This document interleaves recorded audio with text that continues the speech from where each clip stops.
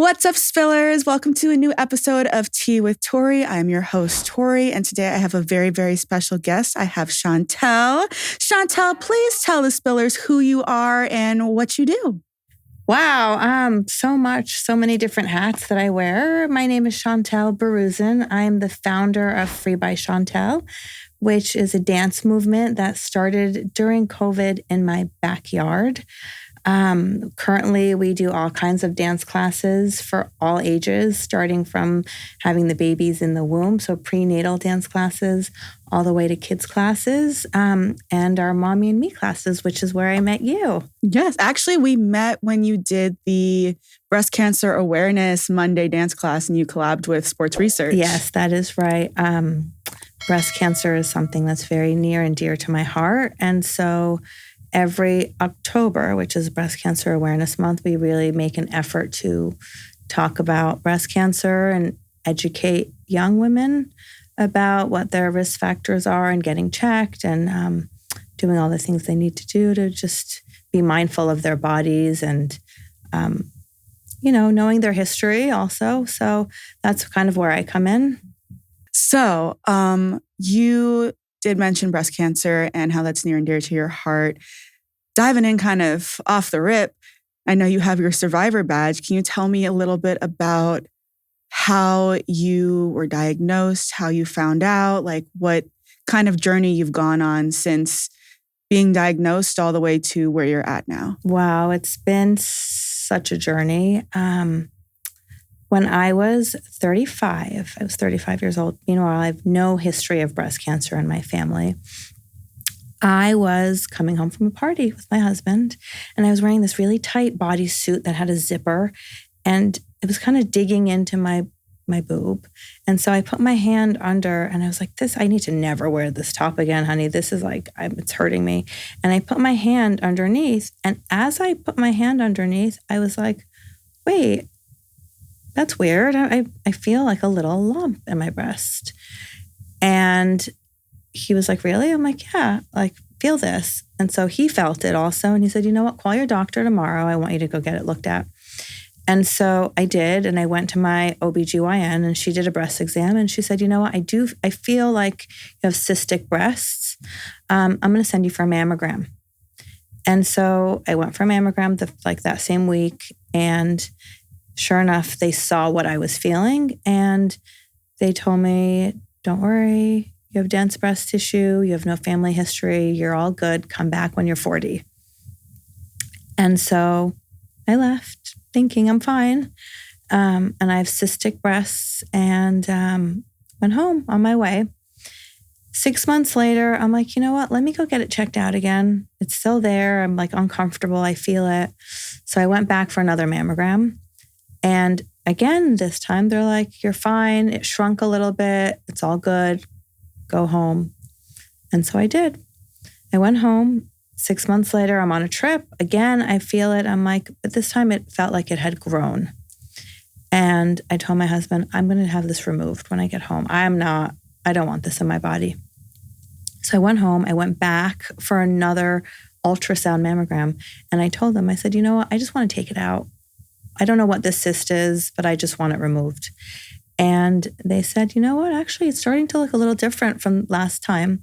And we're gonna biopsy it for you. So we'll call you in about a week to set that up. So I left and I called my husband again. And I said, honey, there's no way I'm waiting a week. Please find a friend, someone that can do this biopsy today, because he's in the medical field and he's a dermatologist, but skin cancer is what he specializes in. So I said, find one of your oncologist friends, find someone to do this biopsy for me. And he did. He found someone that day. Wow. I walked over, and as she's doing the biopsy for me, she keeps saying, don't worry, there's so many great treatments right now. I just want you to know that you're going to be okay. And I kept thinking, what on earth is she talking about? Like, it's a cyst. It's a cyst that's growing. I just want it removed. Like, what is she talking about? There's treatments and I'm going to be okay. I start bawling and I'm freaking out, and I'm 36 and I have 3 small kids at the time. And I'm like, what is happening? And the next day she called me and she said, you know what, I just want to let you know you were right about that feeling about having this removed. You do have breast cancer and you're still in the early stages. So, you have choices and you can decide if you want to have a lumpectomy or a mastectomy where you remove all your breast tissue. But you should probably meet with an oncologist and figure out how you want to proceed. And so... Terrifying. In that moment, everything just went dark. I just remember I had like some jewelry on and I just needed to take it off because I couldn't breathe. There was no oxygen coming into my body. And so I was at a friend's house. They called my husband. They called my mom. I don't even remember. The next week was just one doctor's appointment after another and just trying to figure out what the next steps were and how I was going to proceed. I personally decided to do a lumpectomy where they just remove the tumor and they remove some lymph nodes from under your armpit to see if any cancer cells have spread to the rest of your body. Fortunately for me, I caught it super early. And so I did not have to do chemotherapy. I did have to do radiation, and it lasted about 37 to 38 treatments.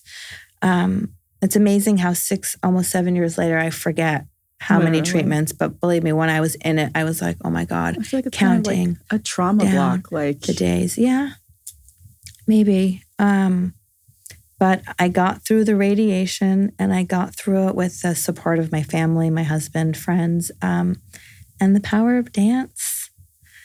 And that's kind of where the dance came in for me. Every day before my treatment, I would go into a dance class right before, and I'd walk into treatment sweaty, red in the face, like happy. But I was surrounded by all these cancer patients that were going through radiation and that were tired and losing their hair. And, we were all at different phases. But I'd walk in there with this energy, the same energy you get after class where you're just like, yeah, and you're glowing. And so I'd walk in there and I'm like, I'm ready to go. Like, let's do this. I got this. Let's do this. And that's how I got through my radiation. Like nothing. And I'd show up every day to class, and every day my chest from here down through my armpit was like this burnt cavity. So the skin was like every day would get darker and start peeling and gushing and bloody. And I almost didn't even feel it. I was like, I'm here to groove. I'm here to dance. The power of the music is just going to take over my body and nothing is going to stand in the way. I'm going to send these positive thoughts down to all the cells, and I'm just going to keep it moving. And that's what helped me get through that period of time. So fast forward a few years, a year and a half later, we've been hit by COVID. And everyone's kind of feeling sad and depressed. And at that point, I had been dancing with Corey, which you dance with, for many years. And so everyone's out of work. And all the studios are shut down. And I'm like, what do I do? We dance. That's what I do when I'm feeling sad. And so I turned my backyard into a dance studio. And I said, you know what, Corey, you're going to come and you're going to teach in my backyard. And we're going to bring a drummer and we're going to bring a DJ. And we're all going to stand 6 feet apart from each other. And we're going to be fine. And it started with like 4 or 5 friends in my backyard. And quickly it escalated to 15 friends, to 30 friends, to 50 women 3 times a week in my backyard. And this is where Free by Shantel kind of evolved. The power of healing through music and dance. And so we got through COVID. COVID was one of the best years of my life. Same. Literally, right? And so I had 3 kids inside on Zoom doing their school while mom is outside having a party. My neighbors weren't so thrilled. I'm sure. Because they're like, what? This is like a quiet neighborhood. What is going on? I had one of my neighbors call me and she's like, it sounds like you're having like a rave every day at your house. I'm like, That's exactly that's what I'm You're going like, you're for. invited. Yeah, you are invited every day of the week. And so that lasted 1.5 years.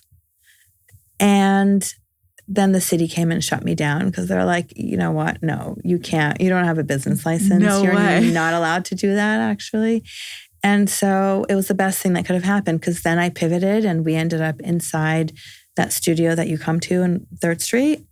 And from there, we've moved to many different studios all over town. And now I'm opening up my own studio in Beverly Hills, which I'm so excited about. I don't know that I would have ever done what I'm doing now if I hadn't gone through my cancer journey.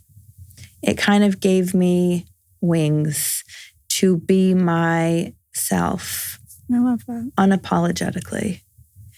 And I always say this, with cancer comes this gift that you will die. Like, you are going to die at some point, and it becomes kind of real. And it's like, you better make the best out of every day. You better be doing what you love, right? What is it that you love?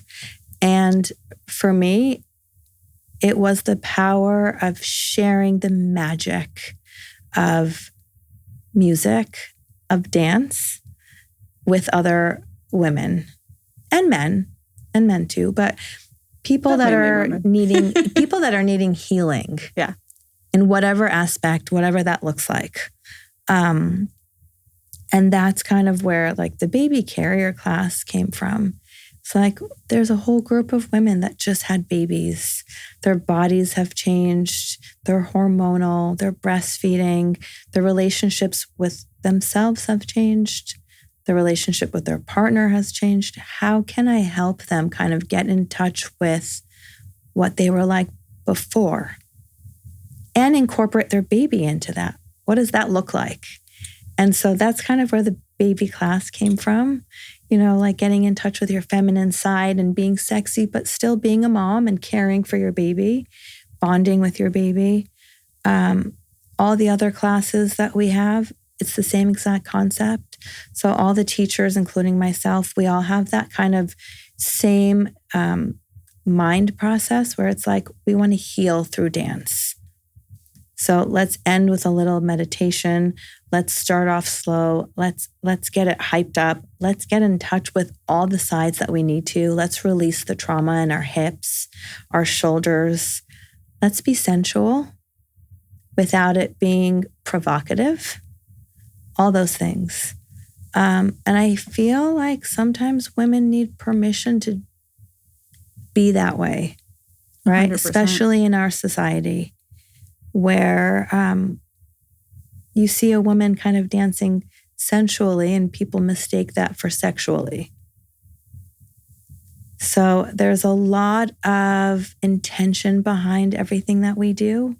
And I say it's so much more than a dance class. No, it really is. It's healing. Speaking as someone that's done like both your non-baby dance classes and your baby dance class, like it's so much more than just dancing. It's my favorite day of the week. It's literally that like, makes me so happy. It's helped me so much through my postpartum journey that like I didn't even know. Because I used to dance. I used to do like heels classes before. Like I've been dancing, like put into ballet at 2 years old, then went and did like Latin jazz, hip hop, ballet, like all the dance. Like dance has literally been one of those things. Dance and yoga through my entire life is like what has been like my home base. So to be able to incorporate my daughter into that and into like a space where it's not just dance, it's very spiritual at the end where like we are literally breathing through our chakras, like we're doing the whole shebang. Like it's very much helped me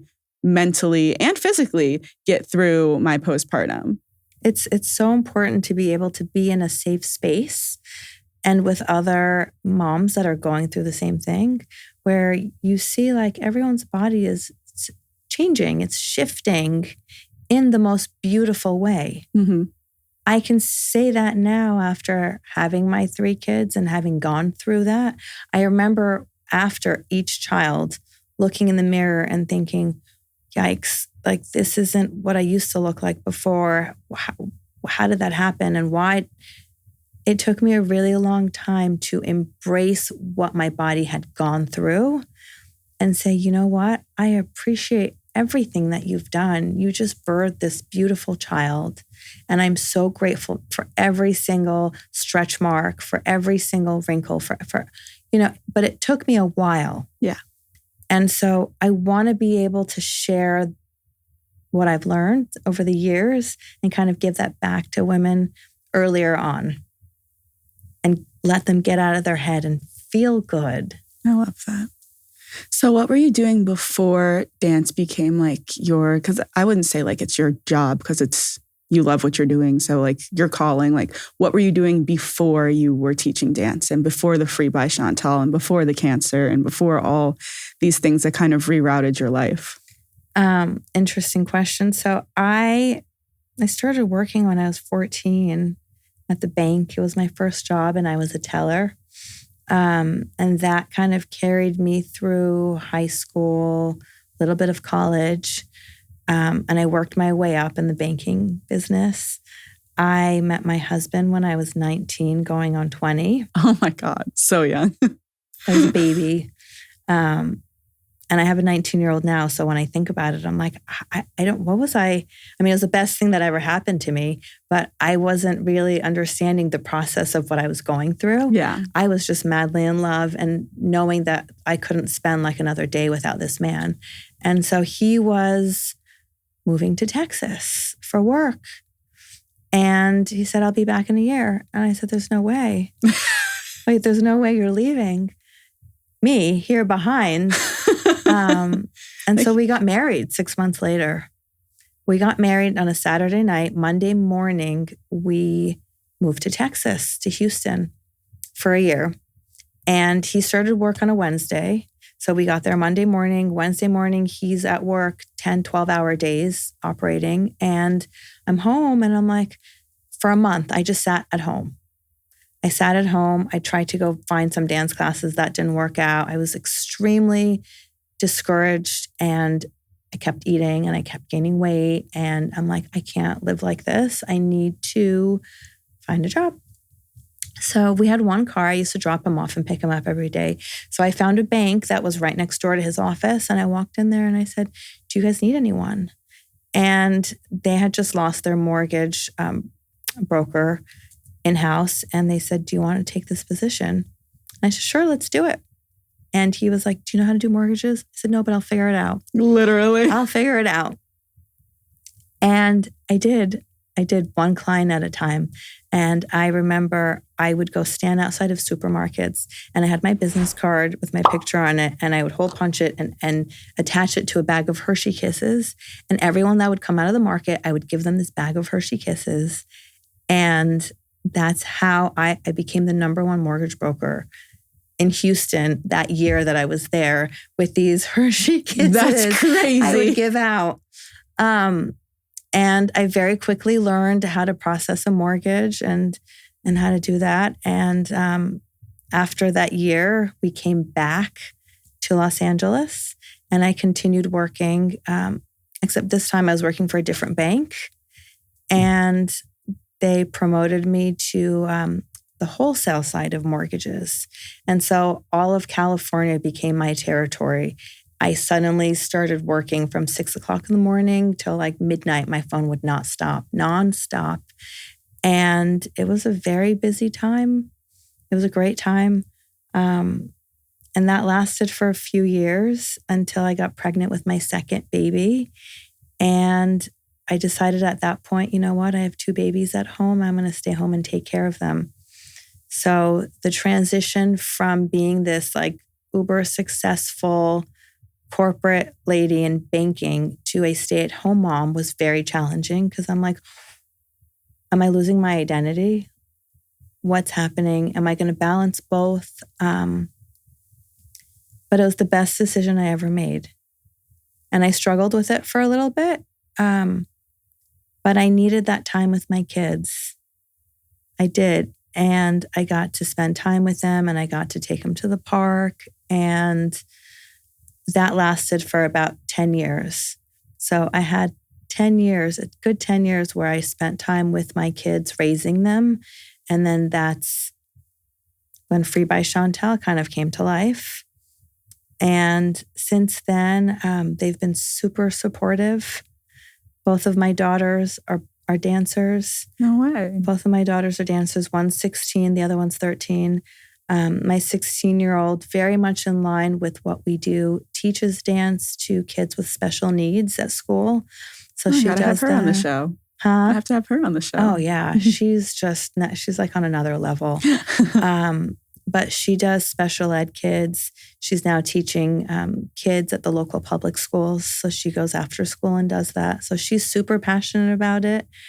And just watching them grow into these like little humans that are giving back makes my heart so happy. And it makes me understand that this was my calling. Right. So I went through all those years of building relationships and learning skills through finance and doing mortgages on the retail side, on the wholesale side. But all of those were skills that I was learning in order to do what I do now and to have gone through my journey. When I think back on my life, there are so many different chapters and phases, and they all look so different, but they were all preparing me for this moment now. I love that because I feel like that, that was buzzing and pissing me off. I feel like that is literally the reason why I started my podcast. Was it's not even necessarily for like the women that are listening to it now, or I mean, it is for them, but I always had like this vision to show the next generation of women, like you can do and be anything. And life is just going to life, and you never know what you're being prepared for because hindsight's 2020. But when you're in the moment, when you are transitioning from being a banker to a stay-at-home mom, you don't really know why and what that's going to look like for you in the future. And then you look back on it and you're like, oh, that was the best decision I ever made. You didn't get breast cancer. And you're like, oh, I'm going to become a dance icon. Like you got it and you went through it and it developed into this whole thing that is now literally like your purpose, that you literally are out in the world spreading joy and happiness through something that you went through a very dark time and it gave you joy and happiness. So to be able to really watch your life evolve and really understand that you can't be put in a box, you can't be pigeonholed, you can't be just classified as one thing. Like you're not just a stay-at-home mom, you're not just a banker, you're not just a dancer, you're not just a wife, you're not just a mom, you are all these things, and these multifaceted aspects of you are what make you who you are and make you the powerful woman that you are today. So to really thank you. Thank you for saying that. Honestly, like to really give like claps to you for that, because a lot of people could take the things that you've gone through and gone dark instead of, oh, I'm just going to, I guess, eat and get fat in Texas. You were like, no, like I have more purpose than this. I have more drive than this. I'm going to make myself happy. And you turned it into something extremely successful. You got cancer. Someone could go very dark. Someone could just stop doing everything, withdraw from their life, withdraw from their kids, withdraw from dancing. I can't dance. I'm in too much pain on my shoulder. You took it and you flipped it into, I'm still going to be happy. I'm still going to search for my light and my happiness. And you are an inspiration for that. Oh, thank you. I love how you said, life is going to life. Life is going to life.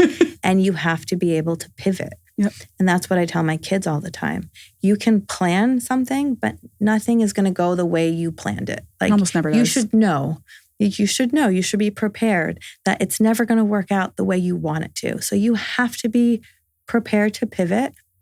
You have to be prepared to plant your feet like on the ground, because someone's going to come and try to pull the rug from underneath you, and that's okay. And you can fall, but get back up. So that's the message. I mean, that's the message I give my kids one-on-one all the time. But I do look back at my life and I think, well, that's the way I've always lived. I've had the rug pulled from underneath me many times. And I've fallen and I've stayed down. If I told you I didn't go into a dark hole, there are many nights I sat in bed crying, thinking, why is this happening to me? Like I was in such a nice place in my life with my family. Why am I having to go through cancer at 36? But then at some point, I'm like, oh, I can't just stay in bed and like pity myself. Like, I got to get up and I got to show up for my family. And so that's kind of like the driving force behind it. And I do want women to know you can do whatever you want. If I told 20-year-old Shantel she's going to be dancing every single day and on social media and this is going to be her purpose, I would have laughed and been like, there's no way. There's no way, because the society that I'm living in would not support me and would not accept that. You know, in my 40s especially, like, what? I'm like, no. But here I am doing it. Literally. You know, here I am doing it. I remember one of the first times I posted a video on Instagram of myself dancing, I was like, I got all these phone calls and they're like, are you crazy? Take it down. Take it down. You're shaking your ass on social media. Like, you're married and you have kids, and a woman like your age shouldn't be doing that. And now I have all these women that are behind me and they're all shaking it too, you know? And so it's been a journey. It's been an amazing 5-6 years. I wouldn't want anything any other way, but I do want women to know they can do and be whatever they want at whatever age. So it's constantly evolving. It's constantly changing. You can change your mind. You can reserve the right to one day wake up and say, you know what, this is what I want to do, and go do it. And you may not have the support of the people around you, but as long as you have the right intentions, you will be successful. So yeah, we took a small camera break because the cameras overheated at a certain point, but we got into this really good conversation about sleep training, which is kind of like a controversial topic. I know some people are like, oh my God, like it gave me my life back. And some people are like, oh my God, you're the devil, you slept trained. So please tell me the story again that you were just telling me about. We're talking about sleep training. So I have 3 kids, my son and my 2 girls. And my son, I didn't want to sleep train because, like you said, letting them cry it out, it felt like someone was like stabbing me in the eye. Yeah. And so he would fall asleep in my arms, kind of just like putting his hands through my hair, which was super sweet at the time. And then I'd put him down slowly and carefully into the crib, and then he'd wake up. So I'd have to go start from scratch and, you know, push him to bed and then put him back down and slowly slip away, hoping that he wouldn't wake up. But eventually he'd wake up in the middle of the night, and we'd do that process all over again. As he got older, I'd walk him to sleep. I would drive him to sleep. I would sit with him till he fell asleep. And he'd wake up in the middle of the night and then end up in my bed. And so when my daughter was born after him, he was 2 when my daughter was born. I said, sleep train? How do I do that? When do I do that? When's the first time? Like at 3 months, I can sleep train? We are on, okay? So suddenly that feeling of that knife in my eye, stabbing me. Wasn't there anymore. No. And let me tell you, at 3 months, it wasn't even a sleep training, because from day one, I knew, put the baby down when their eyes are open and they can soothe themselves to sleep. Mm-hmm. So by the time she got to 3 months and I put her down, it wasn't even like a screaming fit for hours like you would imagine it to be. Mm-hmm. She kind of whined for like 10, 15 minutes and then slowly fell asleep. I had been preparing her from when she was born to self-soothe. And I wouldn't let her fall asleep in my arms.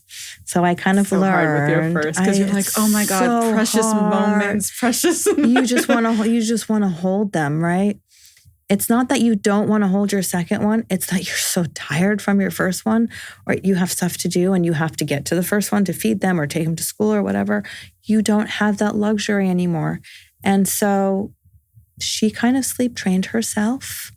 And when she'd wake up in the middle of the night, I was too busy with my son in my bed. Like I couldn't get to her. So she may have whined for 10 or 15 minutes and then put herself back to sleep. She became an amazing sleeper, 7 to 7, nothing. I mean, I wouldn't hear a peep from her. Oh my God. Meanwhile, your son's still in your bed. Meanwhile, my son's still in my bed. So she was 3 months old, and she's still a phenomenal sleeper. Same with my third. When she was born, I was like, I got this. I know what to do. And so I would put her down with her eyes a little bit open, and she'd fall asleep on her own, and she learned to become an amazing sleeper.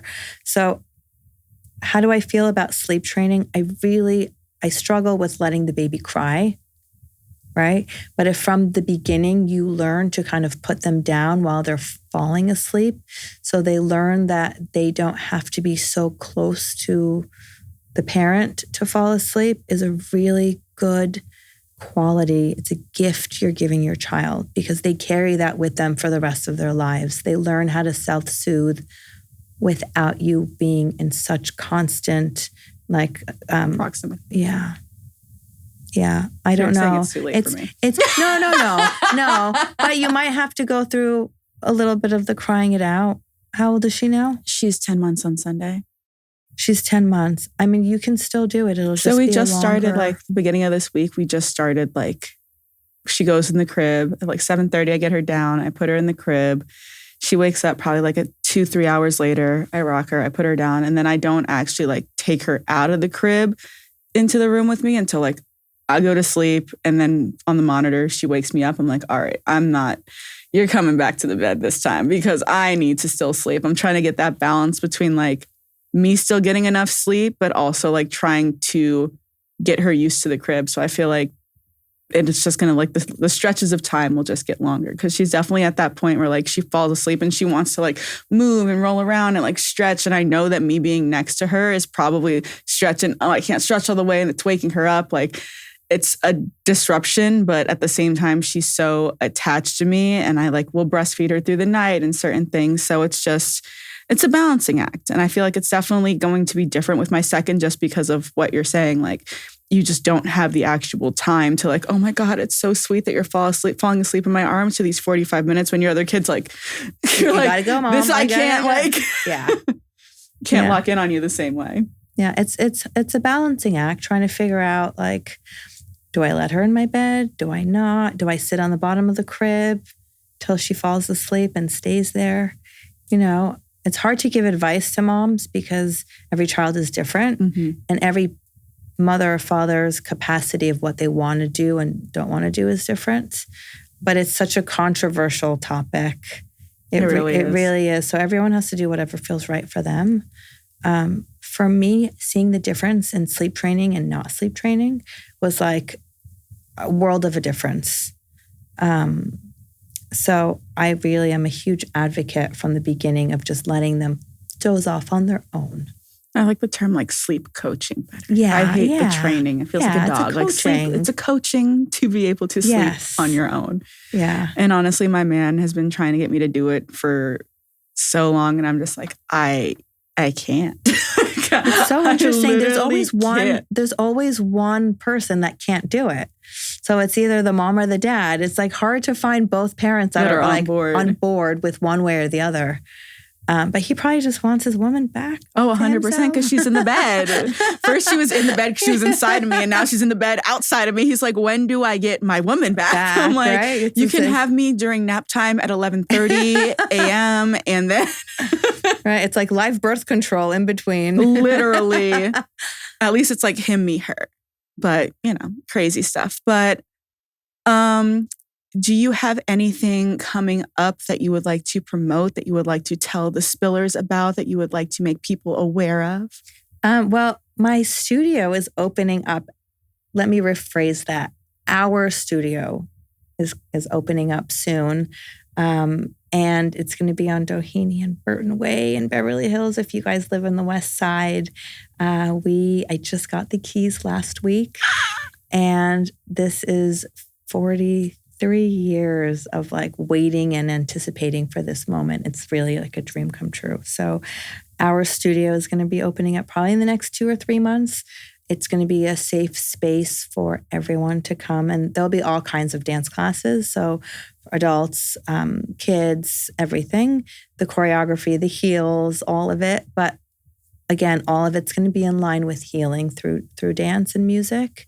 And so that should be open in the next few months. I'm super excited. I am thinking of names. So if anyone has any suggestions, let me know. Freedom or something.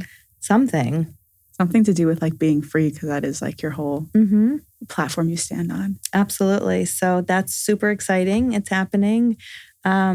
And that's, I mean, there's so much happening, but that's the main thing that's kind of happening right now. I love that. Also, please let them know your social media handles and where they can find you. Yes, so my social media handle on Instagram is Free by Shantel. I'm not really big on TikTok. You need to get big but on I need to get on there. I know. But I do have an account, and it's Free by Shantel as well. And that's it. And your website. Oh, my website. Yeah, I have a website. My website is www.freebyshantel.com. And as the studio opens, it may change. I'm not sure with the studio name. The way it's been up until now is I've been in all the classes with all my teachers, and I'm not going to be able to do that once the studio opens. So I don't know. We'll see how that goes, how that transition looks like, right? Again, that's going to be another pivot, but I do want my touch to be on there, and I want every person that walks through that door to feel special and feel seen and feel like that's their home. That's why I say it's our studio. It's not mine. It's going to belong to everyone. I love that. Well, thank you so much for joining us today and sharing your story and being a part of womanhood and all of it. All of it. Thank you guys so much for watching Spillers. You guys are freaking amazing. You are the reason that I do this. The light in me recognizes the light in you. Thank you so much for joining us today. Make sure to like, comment, and subscribe, and send this to someone that you want to inspire. Have an amazing day. See you next Thursday.